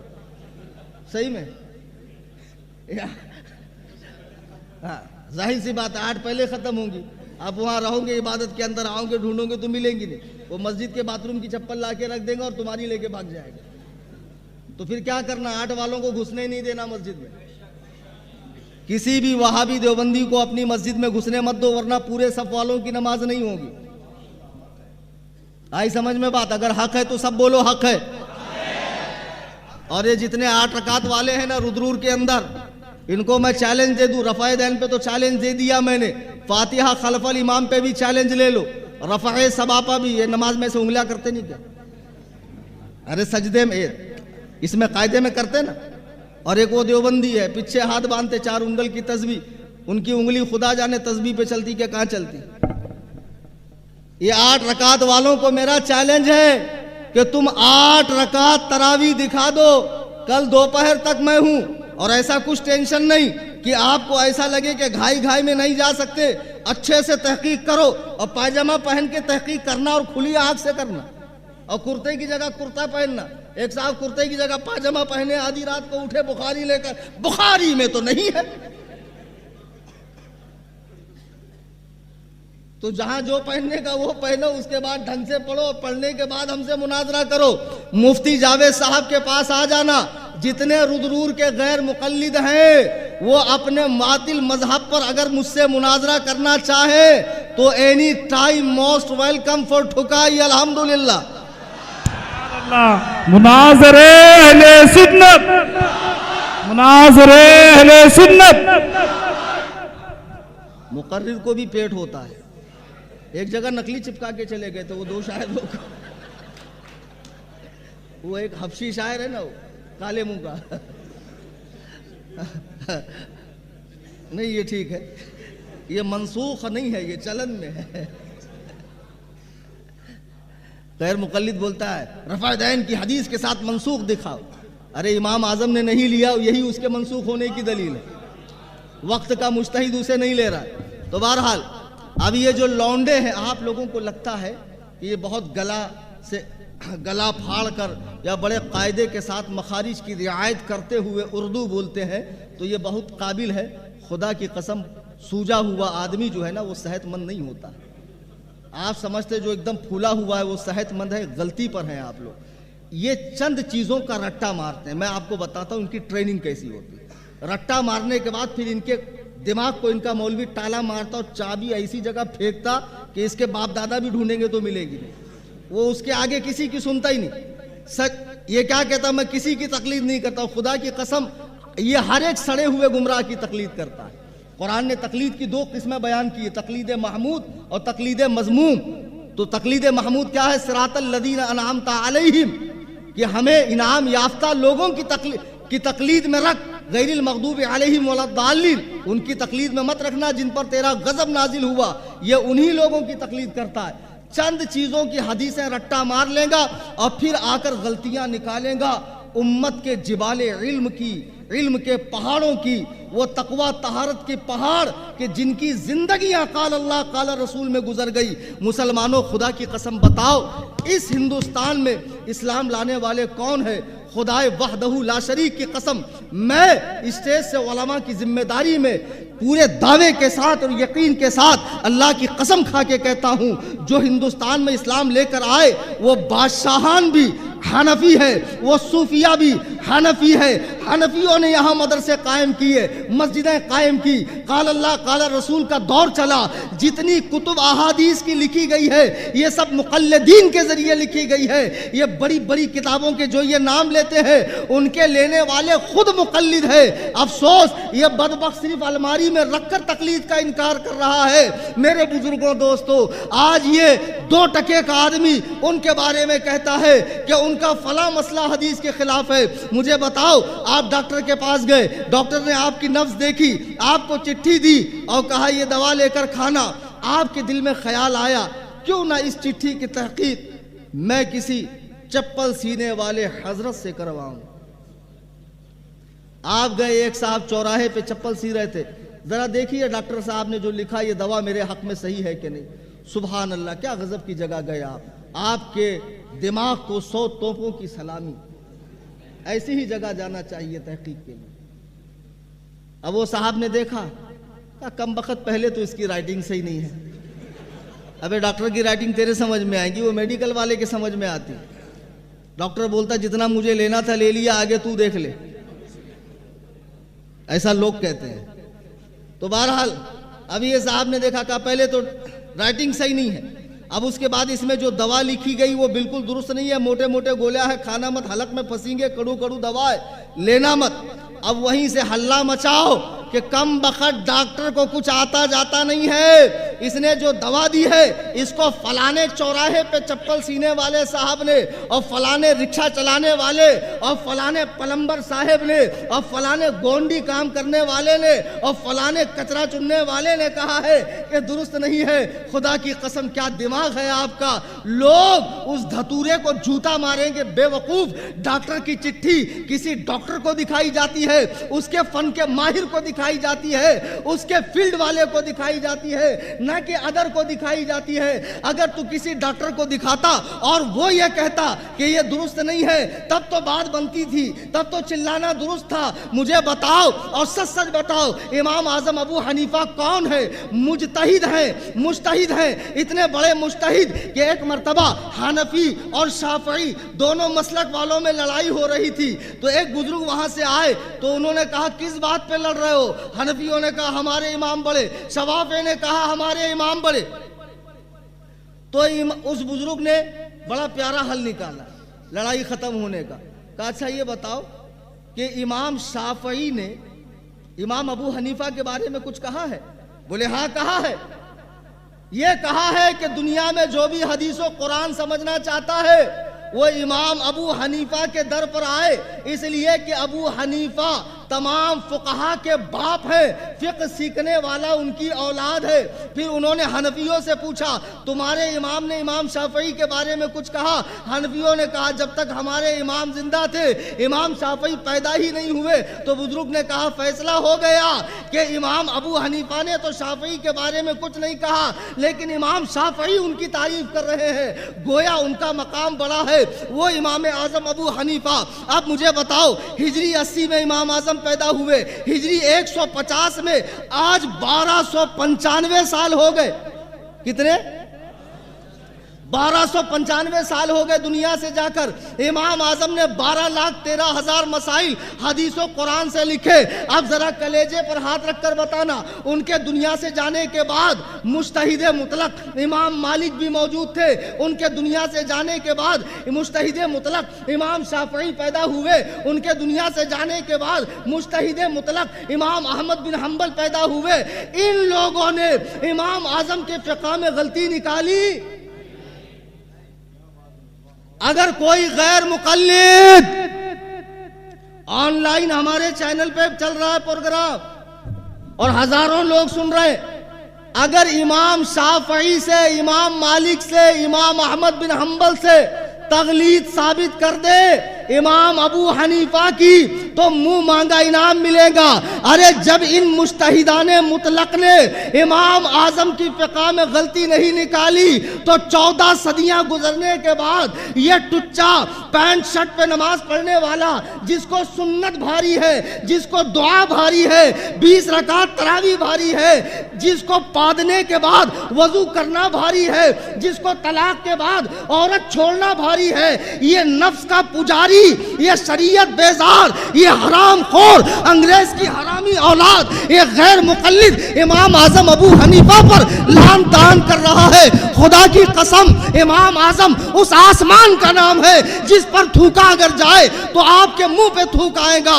امام اعظم کی ذات پہ کوئی فرق نہیں پڑتا ہے۔ نعرہ تکبیر، نعرہ رسالت، نعرہ غوث، مسلک اعلی حضرت امام اعظم ابو حنیفہ، امام اعظم ابو حنیفہ،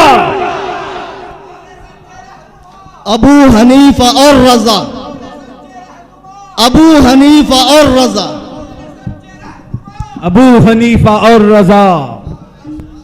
عزیزان گرامی وقار، ذرا غور کیجئے کہ تقوی و طہارت کے اس بلندی پر امام اعظم ابو حنیفہ ہے۔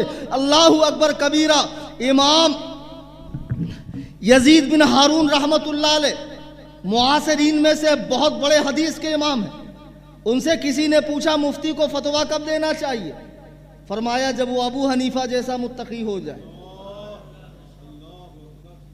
تو لوگوں نے پوچھا آپ تو ان کے مخالف ہیں۔ کہا میں ان کا مخالف تھا، میں ان کا مخالف تھا، لیکن ایک بار میں نے دیکھا کہ کسی میت کے ساتھ امام ابو حنیفہ گئے، میت کے آنے میں ابھی کچھ وقت تھا تو لوگوں نے ایک دیوار کا سایہ لیا اور امام صاحب سے کہا آپ بھی آ جائیں، ہم آپ کے لیے جگہ کر دیتے ہیں۔ امام اعظم نے فرمایا نہیں، جس گھر کے دیوار کے سائے میں تم کھڑے ہو وہ گھر والے نے مجھ سے قرض لیا ہے، اور حدیث میں ہے کہ قرضدار سے نفع اٹھانا سود ہے۔ اگر میں اس کی دیوار کے سائے میں کھڑا ہو جاؤں یہ سود ہے۔ اللہ اکبر کبیرہ، جو ایسا متقی ہو، پرہیزگار ہو، ایسا امانت دار ہو، دیانت دار ہو کہ بوقت وفات آپ اپنے بیٹے کو کروڑوں روپے کی امانتیں دے رہے ہیں، یہ فلاں فلاں کا مال ہے، میرے جانے کے بعد اسے دے دینا۔ آج یہ حرام خور کو اگر 50 روپے دو تو وصولنے کے لیے 4 آدمی لے جانے پڑتے ہیں۔ یہ انکار کرتا میں نے نہیں لیا تھا، یہ بھونک رہا ہے اس ذات پر جس ذات پر لوگ اعتماد کر کے کروڑوں کی امانتیں رکھتے تھے۔ جب وہ لوگوں کی دنیاوی امانتوں میں خیانت نہیں کرتا تھا تو کیا وہ رسول اللہ کے دین میں خیانت کرے گا؟ ارے یہ کہہ کہ جو مسئلہ امام نے بیان کیا اس کی حدیث تیرے نگاہ سے نہیں گزری، اتنی حدیث تو جانتا نہیں ہے جتنی امام اعظم جانتے تھے۔ اعلیٰ حضرت فرماتے ہیں ہم تو محض مقلد ہیں امام اعظم کے۔ امام اعظم پہ ہماری آنکھیں بند۔ یہ بولتے اندھی تقلید کرتے، اوے گدھے اندھی تقلید نہیں کرتے، ہم اندھے ہیں آنکھ والے کی تقلید کرتے۔ اور تو بھی اندھا، تیرا امام بھی اندھا، اور جائیں گے جہنم کی بھڑکتی ہوئی آگ کے اندر۔ امام اعظم ابو حنیفہ آنکھ والے ہیں، رسول اللہ کے زمانے کے قریب ہے، 70 صحابہ کی زیارت کی، 55 حج ادا فرمائے، 45 سال تک عشاء کی وضو سے فجر کی نماز پڑھی۔ ایک جوکر نائک کا فالوور آیا، مجھے چٹھی بھیجا، بولے مولانا عورت کے پاس کب جاتے تھے؟ مولا تو ان کی عورت ہے کہ ان کی عورت کا وکیل ہے؟ تو ہے کون رے دھتورے؟ ان کی عورت نے تجھے بولی میرا حق ادا نہیں ہوتا، بنا حق ادا ہوئے ان کو بچے ہوئے، بچے تھے نا امام اعظم، جاتے ہوں گے کسی بھی ٹائم میں، اس کو بڑا پیٹ میں درد اٹھتا ہے، زیادہ عبادت نہیں کر سکتے ان کے یہاں، عبادت سے روکنے کے لیے تو 20 رکعت کو یہ لوگوں نے 8 کیا ہے، کیا کہ نہیں کیا؟ وتر 1 رکعت پڑھتے ہیں، بڑے سارے مسئلے دین کو آسان شارٹ کٹ۔ اور اب تو یار انٹرنیٹ پر، اسی لیے میں کہتا ہوں فون کے نقصانات بہت ہیں۔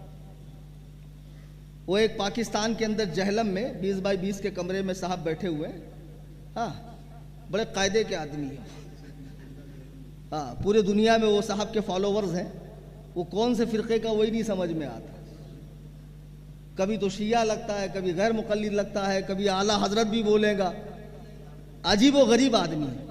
ایک آسٹریلیا میں بیٹھا ہوا ہے جاوید غامدی، پوری حدیثوں کا انکار کرتا ہے کہ ٹوٹل صرف 27 حدیث ہیں۔ اب تو بہت سارے ایسے زمین سے پھوٹ کے نبی نکل رہے ہیں، مہدی نکل رہے ہیں، عیسیٰ نکل رہے ہیں، اور مرشداں، پیراں، حضرتاں، ایو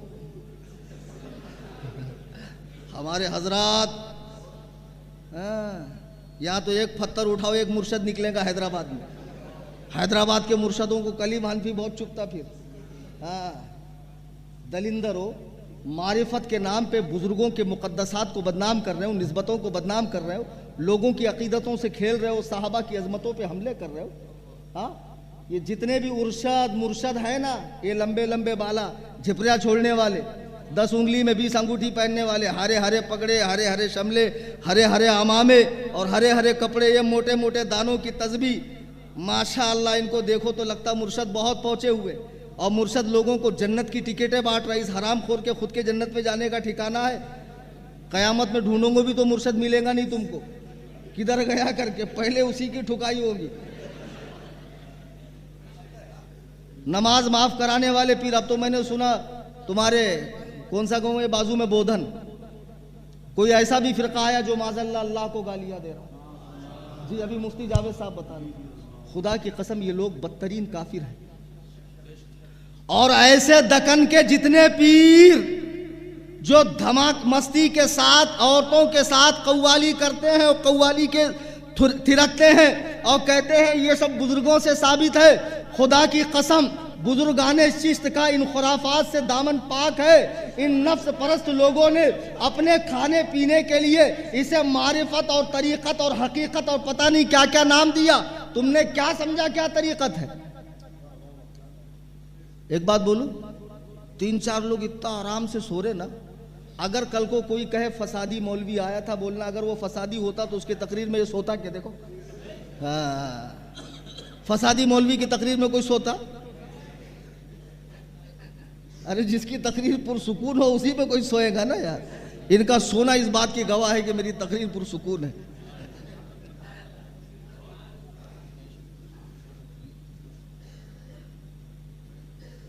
چلیے اب آپ حضرات بھی چاہ ہی رہے ہیں کہ میں اپنی بات ختم کروں, تو ختم کے قریب لے کر آتا ہوں. نہیں 12 بج گئے نا گھڑی کے. ہاں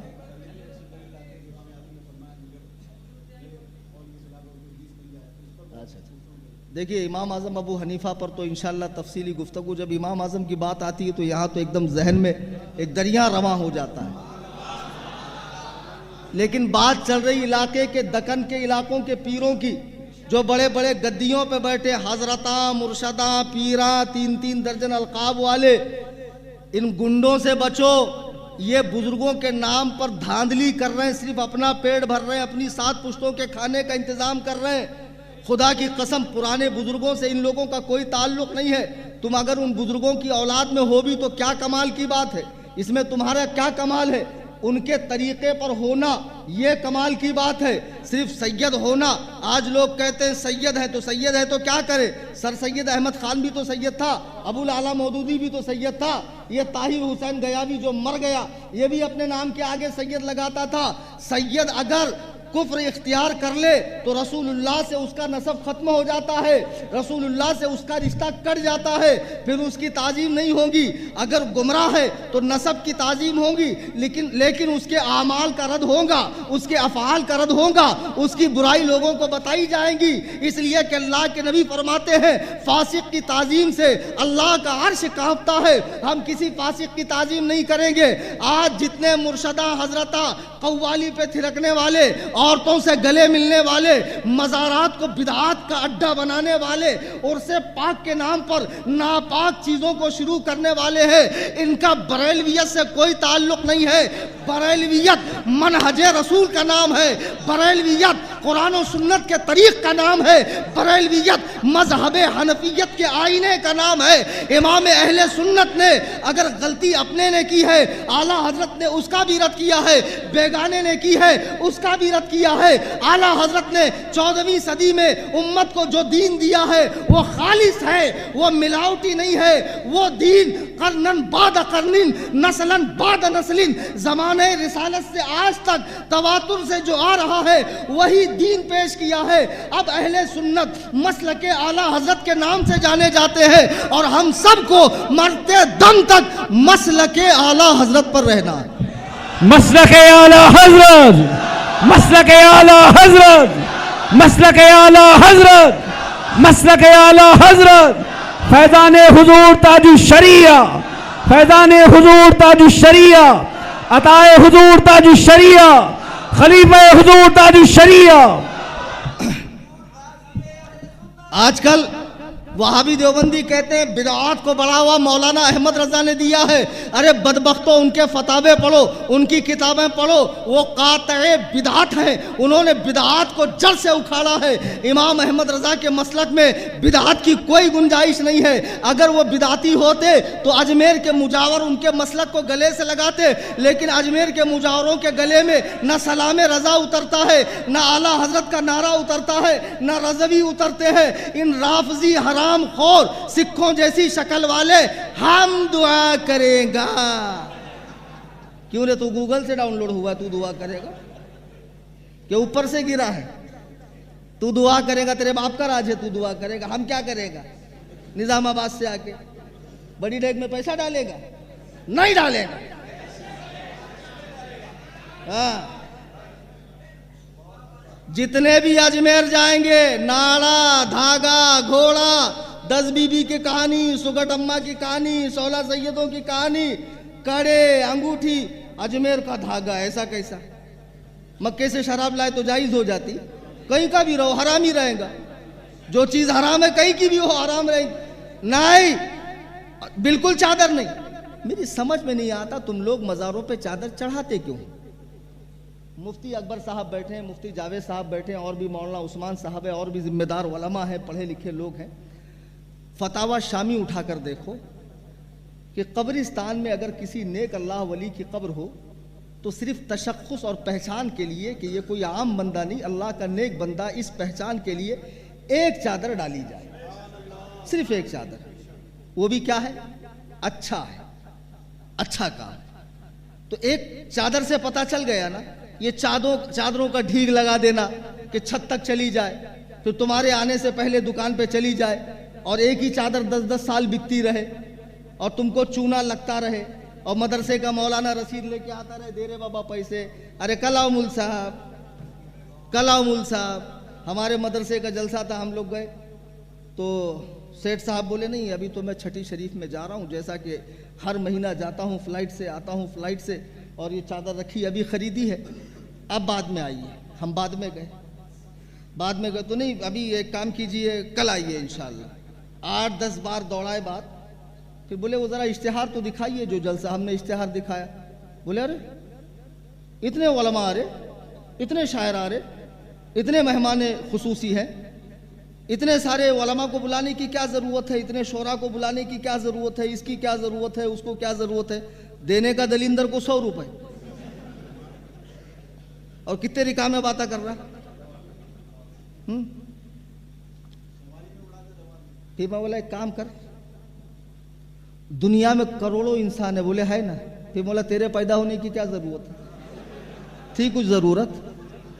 تیرے آنے سے کیا آسمان میں تاروں کا اضافہ ہو گیا, زمین چوڑی ہو گئی, کیا ہوا؟ اس کی کیا ضرورت ہے, اس کی کیا ضرورت ہے, اس کی کیا ضرورت ہے.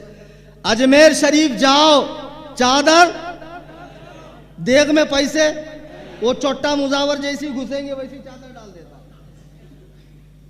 ایک بات بتاؤ, غریب نواز لقب ہے, لوگوں کی جھولیاں بھر رہی ہے, سب کو مل رہا ہے, ان کو کچھ نہیں مل رہا. کیسا کیا؟ کچھ تو گڑبڑ ہے, کیونکہ غریب نواز ناراض ہے نا ان سے, کیونکہ یہ رافضی ہے, صحابہ پہ بھونکنے والے کتے, صحابہ پہ بھونکنے والے کتے. ورنہ بتاؤ, جو نظام آباد سے جا رہا اس کی جھولی بھر رہی, جو حیدرآباد سے جا رہا اس کی جھولی بھر رہی, جو پاکستان سے آ رہا وہ مراد لے کر جا رہا ہے, جو رات دن وہاں پڑا ہے, مر رہا, سڑ رہا, کھپ رہا, اس کو ہی نہیں مل رہا. کیوں؟ وہ لوگوں سے مانگ رہا. غریب نواز کو چھوڑ کے کس سے مانگ رہا؟ ہاں, تو اس کا مطلب کیا؟ اس کا مطلب یہ ہے کہ وہ چوٹا ہے, رافضی ہے, غریب نواز کے فیضان سے محروم ہے. تو جو غریب نواز کے فیضان سے محروم ہے وہ ہمارے مال سے بھی محروم ہوگا, ایک پھوٹی کوڑی نہ دی جائے. اب اجمیر کا دیکھا دیکھی رافضیت خانقاہوں میں دبے پاؤں گھس رہی ہے. اب بہت سارے پیروں کی بولیاں بگڑ رہی ہیں. اب صحابی رسول کو امیر شام کہا جاتا ہے. اب تو تفضیلیت حضرت علی کو ابو بکر عمر سے بڑھایا جا رہا ہے. سن لو, جتنے تفضیلی کتے ہیں رافضیت کے فضلہ خور ہیں, جھٹن کھانے والے ہیں. یہ کلیم حنفی رضوی ردرور کی سرزمین سے, ہندوستان سے لے کے ایران, آذربائیجان, نجف اشرف, حوضہ علمیہ قم تک تمام شیعوں کو اور ان کے ہم پیالہ نوالوں کو اور رسول اللہ کے پیاروں پر, یاروں پر, جانثاروں پر, چوکی داروں پر, وفاداروں پر بھونکنے والے چھپے ہوئے رافضی کتوں کو چیلنج مناظرہ دیتا ہے. اگر تم نے اپنی ماں کا دودھ پیا ہو, کسی کٹیا کا دودھ نہ پیا ہو, آپ قصر ابو حنیفہ کرلا ویسٹ ممبئی میں آ جانا. نمبر نوٹ کر لو 9820672770. نیٹ پہ بیان سیو ہو گیا, نمبر دوبارہ سن کے لکھ لینا. ہندوستان میں کوئی عالم اتنا گھر کا ایڈریس فون نمبر دینے والا نہیں ملے گا. 12 کیس چل رہے ہیں مجھ پہ, پرواہ نہیں کرتا میں. کون پرواہ کرے؟ سگ ہوں عبید رضوی, سبحان اللہ. آگے سے میرے بھاگتے ہیں شہر ببر بھی.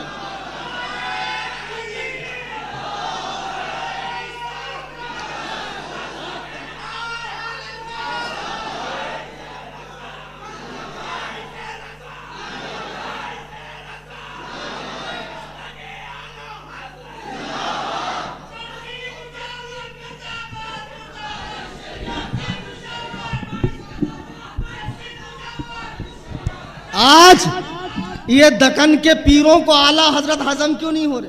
رضا خان صاحب، وہ نظامیہ والے بولتے نا رضا خان صاحب، انہوں بھی رحمت اللہ علیہ، تھانوی بھی رحمت اللہ علیہ. ایسے دلندر امام کے پیچھے نماز نہ کو پڑھتے جا. ہمارے جہاں میرا وطن ہے بیڑ ضلع، اس کے آگے عثمان آباد ایک ضلع ہے، وہاں گاؤں کے اندر ایک امام صاحب ہے، بہت پرانے امام صاحب، گونڈی کام کرتے کرتے لوگوں نے ان کو امام بنائے. اتفاق سے میں جمعہ میں گیا تو ان کی تقریر ہمارے علاقائی زبان میں. بولے تھانوی بھی رضا خان بھی سنگت پڑھنے کو تھے، بولے سنگتش تھے پڑھنے کو. تو رضا خان کے ماں نے کچھ کھانے کو لئی، تھانوی نے منگیا تو رضا نے دیا نہیں، تو دونوں کے جھگڑے ہوئے تو انہیں الگ کاڑیا، انہیں الگ کاڑیا. امام صاحب کا مبلغ علم دیکھیے کتنا وسیع مطالعہ ہے ان کا. ہاں پھر بولتے آپ لے کو کیا کرنے کا، انہیں سنی، انہیں تونڈا، انہیں وہابڑا، انہیں چوبڑا، انہیں خرہ. صبح اٹھے تو ہمیں ان کا منہ دیکھتے، انہوں ہمارا منہ دیکھتے. اپنے صابن سے ان کے کپڑے کا ایک دھونے کا. لوگوں بولے ہاؤ بابا صحیح بات ہے مول صاحب کی.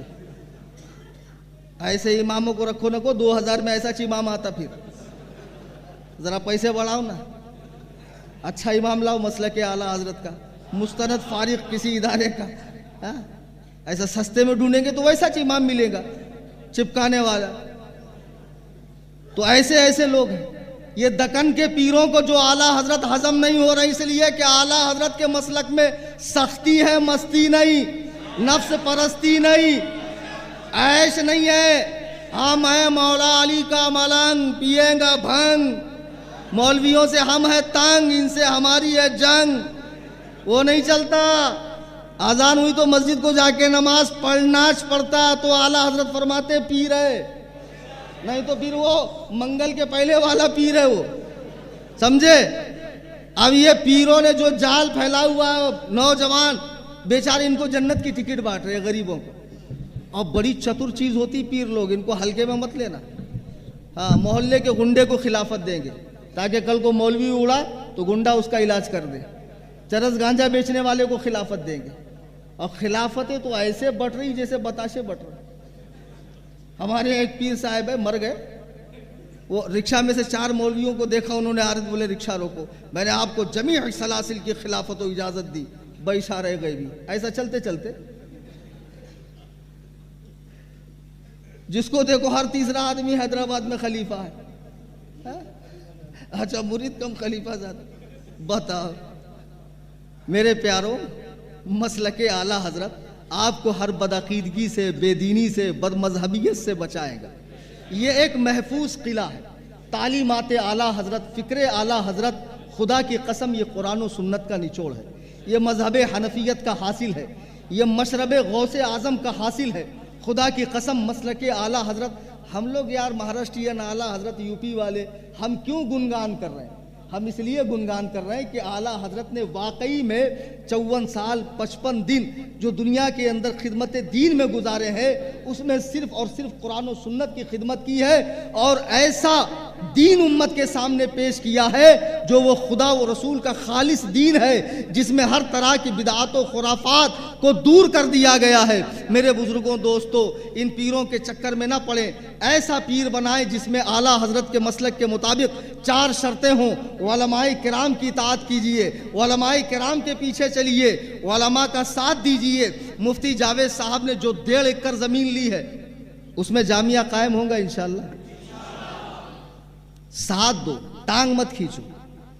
اگر یہ جامعہ قائم ہو گیا، وہاں مسجد قائم ہو گئی، لائبریری قائم ہو گئی، تمہارے بچے آئیں گے، پڑھیں گے، مجھ جیسا عالم بنیں گے، ان جیسا عالم بنیں گے. جیسے آج میں تمہیں بد عقیدوں کا تمہارے سامنے رد کر رہا ہوں، کل تمہارے بچے بھی قوم کے سامنے اس طرح رد کریں گے. تو ضروری ہے کہ نہیں مدرسہ بننا؟ تو ابھی صلاۃ و سلام کے بعد مجھے امید قوی ہے کہ جتنا آپ لے کر آئے ہیں انشاءاللہ مفتی صاحب کے حوالے کریں گے تاکہ جلد سے جلد تعمیری کام مکمل ہو. اور دوسرا اعلان یہ کہ ہمارا اپنا واٹس ایپ چینل ہے. ارے پورا لانا بھائی. اس واٹس ایپ چینل پہ آپ اسکین کر کے آ جائیں. یہاں میں خود تمام باطل فرقوں کے حوالے سے بہترین معلومات دیتا ہوں، فقہی مسائل، بیانات، مناظرے وغیرہ سب کچھ آتے ہیں، کسی بچے سے بٹوا دینا. آخر میں جاتے جاتے آپ یہ لے کر جائیں، دکانوں پہ لگائیں، اس واٹس ایپ چینل میں ایڈ ہو جائیں.